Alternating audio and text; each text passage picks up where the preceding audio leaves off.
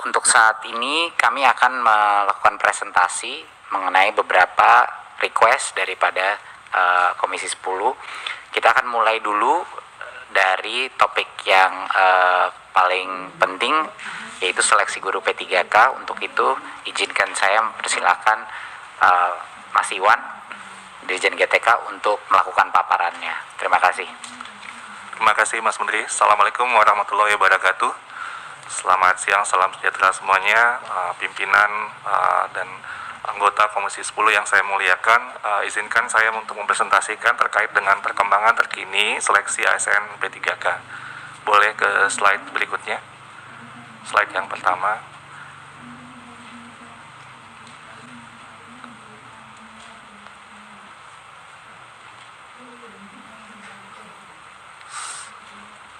Masih belum, oke, langsung saja yang pertama.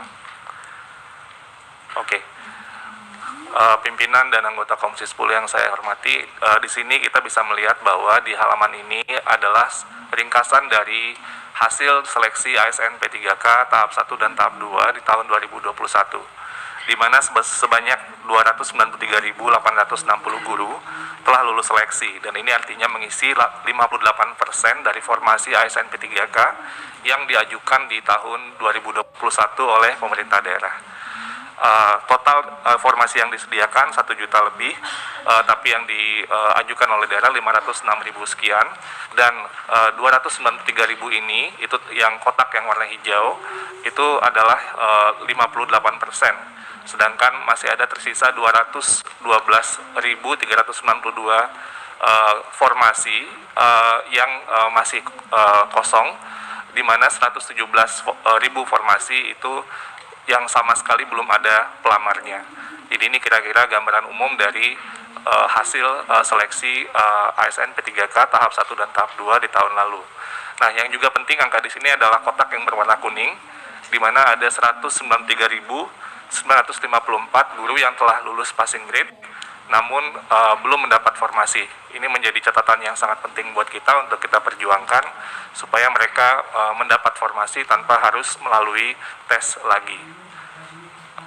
Lanjut ke slide berikutnya.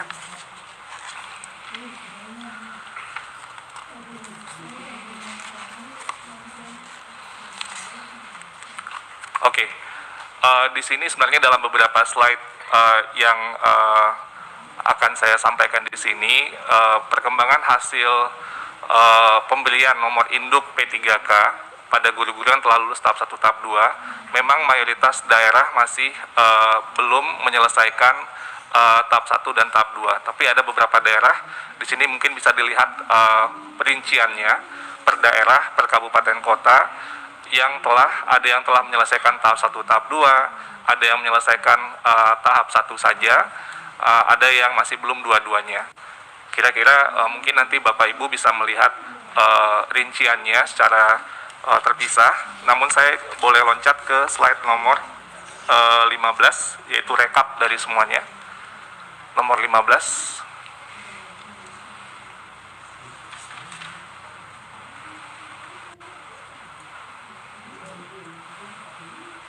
Terus 10, 15. Sebelumnya, yang di atasnya. Sebelumnya, yang 15, ini 16. Oke. Ini kira-kira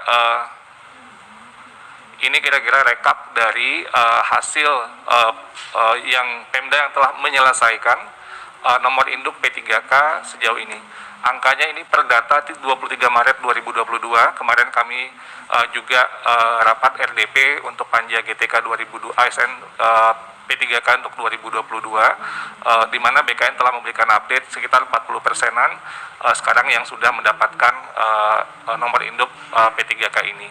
Namun breakdown-nya bisa kita lihat bahwa provinsi yang paling cepat itu mungkin 5 teratas itu adalah Aceh, Kaltara, Kalteng, Kalsel, dan Bali. Sementara yang di bawah masih ada banyak mungkin di Sumsel, Sulsel, NTT, Papua, dan Papua Barat yang masih dalam proses untuk menyelesaikan nomor induk P3K ini. Boleh lanjut? Untuk pengajuan formasi tahun 2022, perkembangan pada saat ini sesuai dengan data dari Pan-RB, sekitar 17,3% formasi yang telah diajukan oleh pemerintah daerah atau sebesar 131.239 dari total kebutuhan 2022 sebesar 758.018 formasi.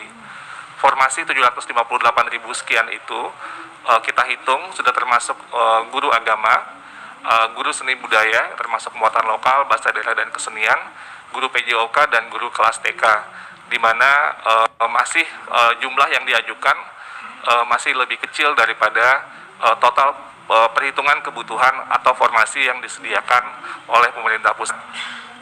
Secara umum kita juga bisa melihat bahwa ada 191 Pemda yang masih belum mengusulkan formasi sama sekali untuk tahun 2022. Silakan dilanjutkan slide-nya.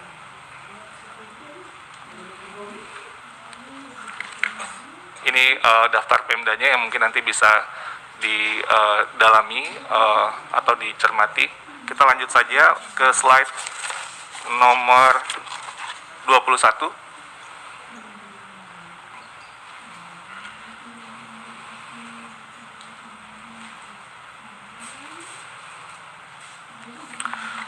Baik, di sini kami juga ingin menyampaikan bahwa terkait tentang anggaran yang tentunya menjadi salah satu isu yang tadi Pak Ketua tadi sudah juga meng-highlight bahwa pemerintah daerah sering ragu bahwa ada anggarannya. Di sini kita menyampaikan bahwa surat edaran dari Dirjen Perimbangan Keuangan nomor S98/PK/2021 tanggal 25 Juni telah memberikan rincian tentang perhitungan gaji dan perhitungan formasi untuk masing-masing pemerintah daerah, provinsi, kabupaten, kota, beserta alokasi yang ditransfer ke daerah. Ini dikirimkan kepada seluruh gubernur, bupati, dan wali kota. Di dalam surat ini juga disampaikan bahwa pemerintah daerah diminta untuk segera melaksanakan pengangkatan P3K sesuai dengan formasi yang ditetapkan oleh Kemenpan RB, serta merealisasikan pemberian gaji dan tunjangan P3K sesuai ketentuan yang berlaku. Dan juga disampaikan bahwa alokasi P3K sebagaimana tercantum pada lampiran yang rinciannya ada contohnya yang di atas, penentuan penggunaannya ditentukan secara spesifik atau bersifat earmark dan tidak dapat digunakan untuk belanja lain.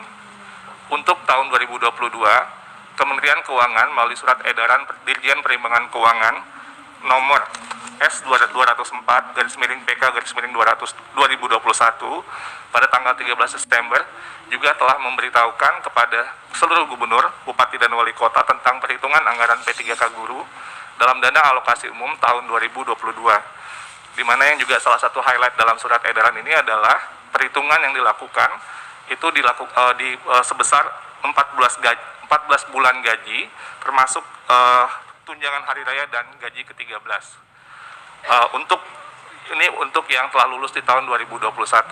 Sementara untuk tahun 2022 diperhitungkan sebesar 3 bulan gaji dengan asumsi guru yang ikut seleksi akan melalui proses dan selesai pemberkasannya dan bisa diangkat per Oktober tahun ini.